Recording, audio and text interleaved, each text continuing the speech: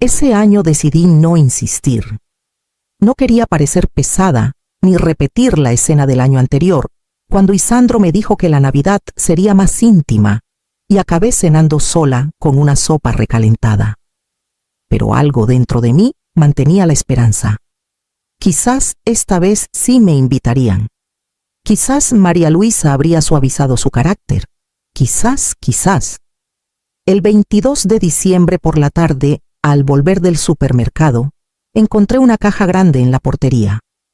Tenía un moño dorado y una etiqueta con mi nombre escrita en esa caligrafía redondeada que Isandro usaba de niño. El corazón me dio un vuelco. La llevé a casa con cuidado, sintiéndome una tonta emocionada. La coloqué sobre la mesa del comedor, le hice una foto, aunque no tenía a quién enviársela, y comencé a desenvolverla. Dentro había otra caja, y luego otra, como esas bromas que uno ve en internet. Sonreí pensando que quizás Darío había participado. Finalmente, en el fondo encontré un sobre blanco cerrado. Lo abrí con manos temblorosas esperando una tarjeta escrita por mi nieto. Pero no. Era una hoja impresa. Membrete de una agencia de autos de lujo en Salamanca. Mi nombre completo aparecía en la parte superior como aval solidario. El importe, 920,000 pesos mexicanos. El vehículo, un SUV Mercedes GLC 2024. Compradora principal, María Luisa Gutiérrez. La firma al pie del documento, Leonor Estavillo. Mi firma. Me quedé helada. No entendía. Yo no había firmado nada. Jamás me habían pedido aval para nada. Ni siquiera me habían mencionado la compra de un coche. El móvil vibró. Un mensaje de María Luisa: gracias por el apoyo, suegrita.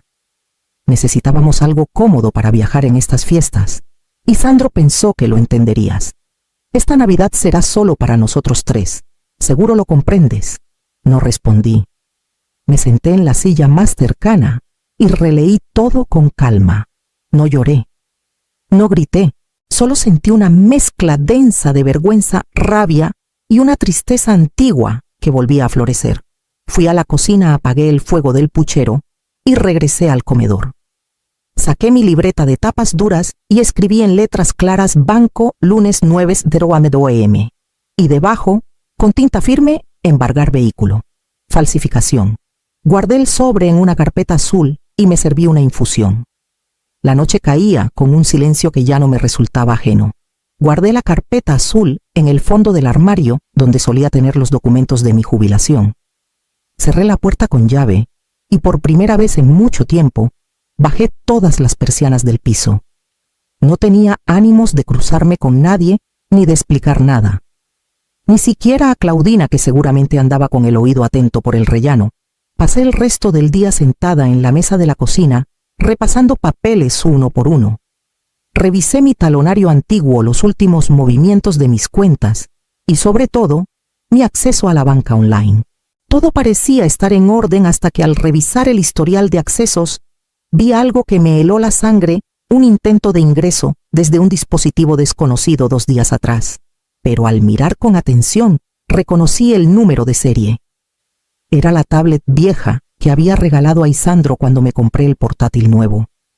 La tenía él, o quizás ella. Durante unos minutos me quedé inmóvil frente a la pantalla con el cursor parpadeando como una provocación. Sentí que el aire se me volvía espeso en los pulmones. No era solo el coche. Estaban empezando a tantear mis ahorros, lo que me había llevado años acumular peso a peso, lo que nunca les pedí compartir, lo que me había costado salud y soledad. No reaccioné con rabia, tampoco con llanto. Fue otra cosa, una claridad serena, casi matemática, como cuando sabes que una puerta ha cerrado y ya no hay vuelta atrás. Busqué en la agenda de contactos el número de Vidal y lo marqué sin pensar demasiado. Tardó en contestar, pero cuando reconocí su voz, me invadió una calma repentina. Leonor, mujer, ¿cuánto tiempo? ¿Todo bien? No del todo, respondí con la voz más firme de lo que esperaba. Necesito que me escuches y que seas abogado, no amigo. ¿Te parece? Hubo una breve pausa. Luego su tono cambió. Adelante. Y así, sin rodeos, comencé a contarle todo, desde la caja dorada hasta la firma falsificada. desde el silencio de mi hijo hasta el intento de acceso bancario. Él no interrumpió, solo escuchó.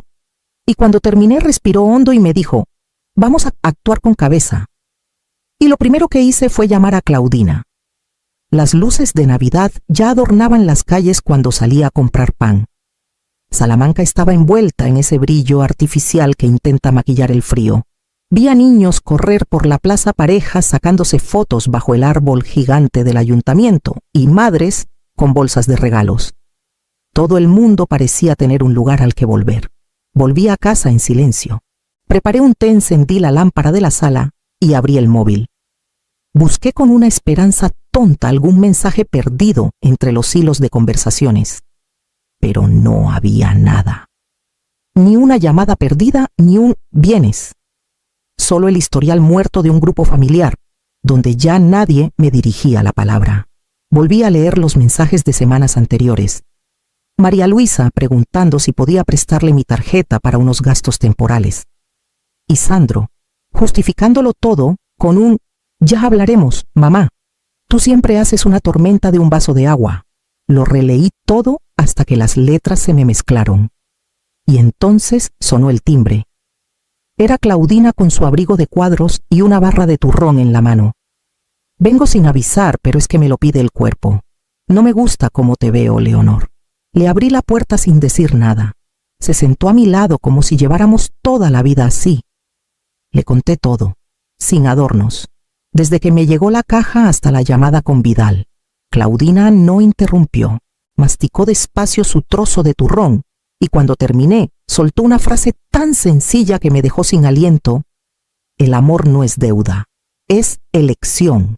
Me la repitió una vez más como quien clava un clavo en la madera. Y ahí lo comprendí. Todo lo que había hecho por Isandro no era garantía de nada. No me lo debía. Pero yo tampoco debía seguir pagando el precio de seguir disponible para quien ya no me elegía. Apagué el móvil. Me levanté, fui hasta el armario y saqué la carpeta azul. Ya no me temblaban las manos, porque sabía que lo siguiente sería mirarles a los ojos. La invitación llegó 2 días después en forma de mensaje escueto de Isandro. «Puedes venir a casa el jueves. Queremos hablar contigo y aclarar todo». No mencionaba el coche, ni la factura, ni el insulto disfrazado de Navidad. Solo ese tono frío que él había adoptado con los años como si yo fuera una colaboradora incómoda y no su madre. Fui. Me presenté puntual sin maquillaje, con el pelo recogido y el abrigo gris que siempre uso cuando no quiero destacar. Llevaba en el bolso la grabadora del móvil lista, un bloc de notas doblado y una determinación que ya no era rabia sino firmeza. María Luisa me recibió con un beso en el aire y una sonrisa estudiada. Me guió al comedor como si todo fuera normal. Y Sandro apenas levantó la mirada del móvil. La mesa estaba puesta con pretensiones mantel blanco, vino caro, velas aromáticas. Me sirvieron bacalao al pil pil que nunca me gustó, pero no dije nada. Después del primer plato, María Luisa tomó la palabra con tono ensayado. «Leonor, queríamos hablar contigo con calma, porque sabemos que te has puesto nerviosa con el tema del coche. No era nuestra intención, fue todo por rapidez. Pero ya está hecho y necesitamos tu ayuda con la primera cuota que es fuerte». Dijo tu ayuda como quien pide sal. Y Sandro seguía en silencio masticando como si no estuviera presente. Yo asentí muy despacio fingiendo no entender del todo. «¿La primera cuota de qué?», pregunté. «Del coche», respondió ella sonriendo. «El Mercedes. Es un modelo que necesita mantenimiento seguro completo. Tú sabes». Metí la mano en el bolso y presioné discretamente grabar. Me incliné un poco hacia adelante como si quisiera colaborar. «¿Y mi firma?», pregunté. «¿Quién la gestionó, Isandro?». Levantó la vista por fin. Hubo un silencio tenso. María Luisa carraspeó. «Fue un trámite rápido. Lo autorizamos por ti sabiendo que siempre estás ahí. No pensábamos que te molestaría». Yo asentí de nuevo y probé el vino. Sabía a nada, como ellos. Esa noche volví a casa con el estómago revuelto, pero con el archivo de audio completo guardado en 3 sitios distintos y con una cita programada en el banco para la mañana siguiente. Entré en la sucursal como quien vuelve a un lugar donde aún quedan rastros de una vida más ordenada. Allí había cobrado mi primera nómina, solicitado mi hipoteca, abierto la cuenta de ahorro que ahora protegía con tanto recelo. Aún quedaban rostros conocidos y eso me dio una tranquilidad inesperada. El director, don Aurelio, me recibió con cortesía. No era joven, pero sí rápido. Me ofreció asiento y café y escuchó en silencio mientras le explicaba todo el coche, la factura, la firma falsificada y los mensajes que había recibido. Cuando mencioné la tablet y el intento de ingreso a mi cuenta, tomó nota con el ceño fruncido. Le mostré los documentos. Él los examinó con detenimiento y luego hizo una llamada interna. Minutos después, una empleada trajo una copia digital del contrato firmado. Lo puso en pantalla y me la mostró. Aquí aparece su firma, señora Estavillo. Pero hay algo que no cuadra. Me explicó que la firma había sido escaneada desde un archivo PDF antiguo, probablemente extraído de algún documento anterior que yo había firmado hacía años. Pero la curvatura de la L inicial y la proporción del apellido estaban alteradas. Pequeños detalles, pero suficientes para dudar. No es un error, dije sin levantar la voz. Es una manipulación. Don Aurelio asintió despacio y me miró con más gravedad que cortesía. Vamos a activar el protocolo interno. Hay indicios de falsificación documental. Esto lo lleva ahora a nuestro departamento de fraudes y le recomiendo que en paralelo hable con un abogado. No es un tema menor. Saqué del bolso el contacto de Vidal ya anotado en un papel con letra firme. Don Aurelio lo leyó y lo guardó en la carpeta que acababan de abrir con mi caso. Al salir del banco sentí que la calle tenía un color distinto, más seco, más áspero, pero también más verdadero. Ya no era mi familia contra mi intuición. Ahora era mi palabra, mi historia, y mi firma contra una maquinaria que se les iba a escapar de las manos. Esa misma tarde llamé a Claudina para decirle que si quería ver un buen espectáculo, mirara por su ventana al día siguiente. El embargo fue rápido, más de lo que imaginé. La notificación llegó por correo electrónico a primera hora de la mañana, y antes del mediodía ya estaba ocurriendo. Claudina me llamó desde su ventana conteniéndose la risa. Leonor, cariño, están en la calle de enfrente. El Mercedes, 2 agentes, una grúa y María Luisa en bata. Me acerqué despacio al ventanal y abrí un poco la persiana. Allí estaba, tal como lo había descrito. El coche nuevo, el mismo que presumieron en Instagram, era subido a la plataforma metálica con una calma que contrastaba con los gritos agudos de María Luisa, que alternaba súplicas y amenazas como si fuera actriz de una telenovela barata. No sentí placer, pero sí una paz profunda, una que no conocía desde hacía tiempo. A las 2 de la tarde el escándalo ya había explotado en redes. María Luisa publicó una historia con fondo negro y letras blancas, cuando la envidia es más fuerte que la sangre. Qué triste tener una suegra así. A los 10 minutos subió una foto vieja conmigo en una comida familiar acompañada del texto: cuidado a quien dejas entrar en tu vida. No todos los que te llaman mamá te quieren bien. No respondí. No hacía falta. Poco después recibí un mensaje de Isandro. Ni una llamada, ni una disculpa, solo un texto corto y punzante. Con esto sellas tu lugar fuera de esta familia. No vuelvas a buscarnos. Lo leí una vez. Luego lo borré sin contestar. Esa noche Claudina vino con una caja de pizza y 2 copas limpias. Puso vino blanco a enfriar y abrió las cortinas como si fuera celebración. Comimos frente al televisor viendo una comedia absurda, riéndonos a ratos, callando otros. No hizo falta hablar del coche ni del hijo. Solo estábamos 2 mujeres en paz compartiendo una noche sin farsas. Antes de dormir, repasé mentalmente todo lo ocurrido. Y por primera vez en semanas respiré hondo sin sentir un nudo en el pecho. Al día siguiente, abrí el buzón sin prisa. Entre las cartas del banco y los recibos de luz, encontré un sobre doblado con letra infantil. El sobre doblado tenía mi nombre escrito con lápiz y letras torcidas. Reconocí de inmediato la caligrafía de Darío. Sentí un vuelco en el estómago y me senté en la mesa antes de abrirlo. Dentro había un dibujo hecho con rotuladores, una casa con chimenea, un árbol de Navidad y dos figuras. Una más alta con moño gris, la otra un niño con gorro rojo. Encima, con esfuerzo evidente, había escrito: «Te echo de menos, abuelita». No lloré al instante. Me quedé mirando el dibujo largo rato, acariciando el papel sin tocarlo del todo. Luego lo apoyé sobre el mantel como si fuera algo frágil, algo vivo. La ternura me cruzó el pecho como una ráfaga, pero debajo de ella venía una tristeza mucho más profunda, porque sabía que Darío no entendía, y tampoco era su culpa. Él no me había vetado, él no me había falsificado una firma, ni me había apartado como si fuera una molestia.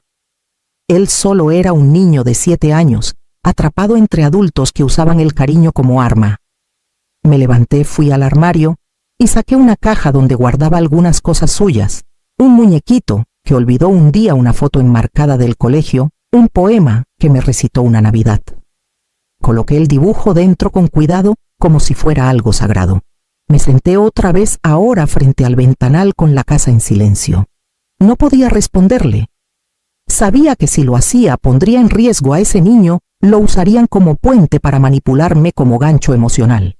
Pero tampoco iba a permitir que creciera creyendo que el amor es obedecer a quienes más daño hacen.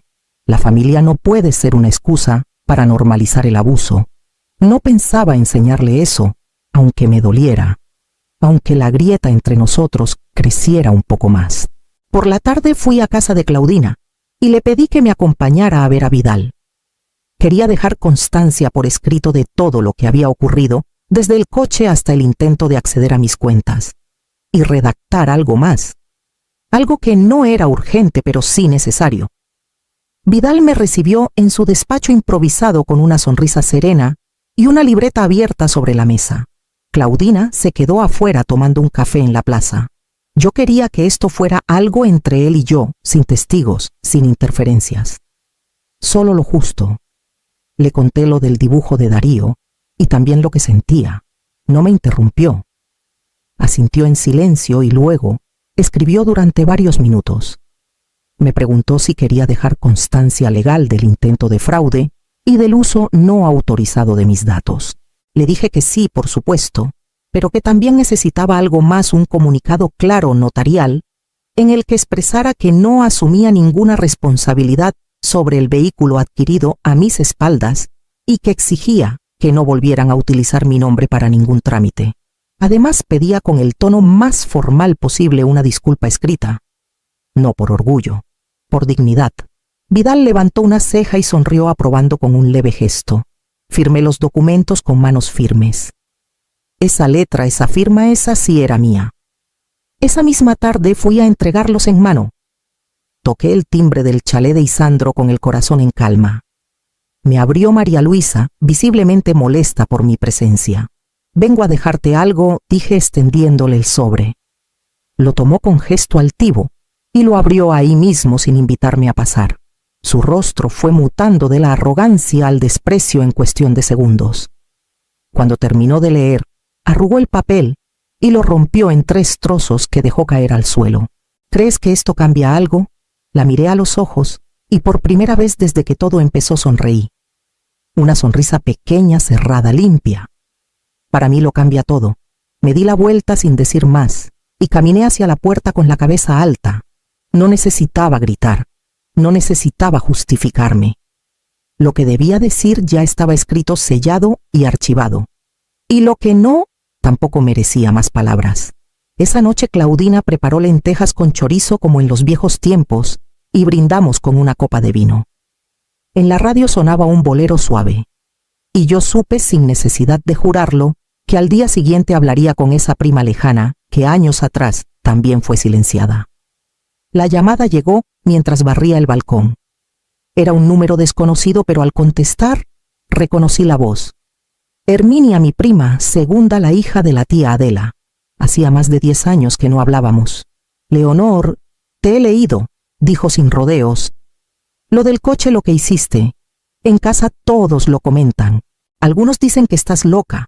Guardé silencio. «A mí me pasó algo parecido», continuó. «En 2017 María Luisa me pidió ser aval para una tarjeta. Lo hizo parecer un favor inocente. Me endosaron una deuda que aún arrastro. No dije nada por vergüenza. Su voz temblaba. Luego se aclaró la garganta. Pero tú has hecho lo que yo no me atreví. Y gracias a eso hoy me lo estoy planteando. Quiero hablar, denunciar. Nos quedamos unos segundos en silencio. Y supe que algo estaba cambiando. Que lo que hice ya no era solo mío. Había roto una cadena. Esa misma tarde recibí otros 2 mensajes. Una sobrina de mi difunto marido me confesó que Isandro también le pidió dinero prestado hacía años sin devolverlo. Y una antigua compañera del instituto me escribió: te leo y me reconozco. Me hiciste despertar. No me sentí valiente ni especial. Solo una mujer cansada de tragar de callar, de aceptar. Pero ahora, al ver que otras también alzaban la voz, entendí que esto no era solo sobre un coche ni una firma. Era sobre tantas mujeres que fuimos silenciadas con abrazos vacíos y la palabra familia en la boca equivocada. Esa tarde, mientras preparaba café para Claudina, sonó el móvil. Un número extraño. Contesté sin pensar. Y la voz que escuché al otro lado no era la que esperaba. Era la de un niño, y con 3 palabras me devolvió algo que creía perdido. La mesa de Claudina estaba cubierta con un mantel sencillo, platos desiguales y copas de distintos tamaños. Nada combinaba, y sin embargo todo tenía sentido. Éramos 5 esa noche. Claudina, su hermano viudo, la vecina del tercero, una amiga suya que venía de Cuenca, y yo. No había moños dorados, ni protocolos, ni sonrisas fingidas. Solo comida caliente, risas sinceras y una luz amarilla que acariciaba sin imponer. Comimos croquetas caseras, tortilla jugosa y un asado que sabía a infancia. Claudina había hecho su famoso flan de coco y todos repetimos. Había alegría, pero sin exageraciones. Una calma amable, como si entre todos sostuviéramos algo frágil con mucho cuidado. A medianoche, mientras brindábamos con un cava modesto pero frío, sonó mi teléfono. Era un número que no conocía. Dudé unos segundos, pero respondí. Al principio solo silencio. Luego, la respiración entrecortada de alguien al otro lado. Y entonces la voz de Darío: feliz Navidad, abuela. No hubo más. Ni risas ni reproches. Solo esas palabras flotando en el auricular, como una piedrecita lanzada en medio de un lago quieto. No dije nada. No podía. Mi garganta se cerró y el corazón se me apretó, pero no con dolor. Fue otra cosa. Una ternura rota, un hilo delgado que aún colgaba de algo antiguo. Me llevé el teléfono al pecho, lo sostuve unos segundos y luego colgué con suavidad. Nadie en la mesa preguntó. Claudina me miró, alzó su copa y dijo: por las que siguen adelante, incluso con la voz temblando. Brindamos.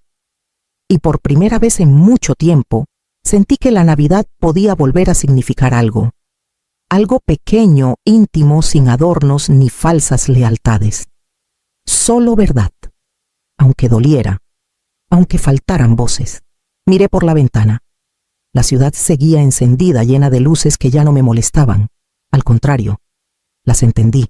Esa noche dormí sin sobresaltos, porque había elegido no volver atrás, y porque a veces el regalo más grande es el silencio que uno aprende a respetar.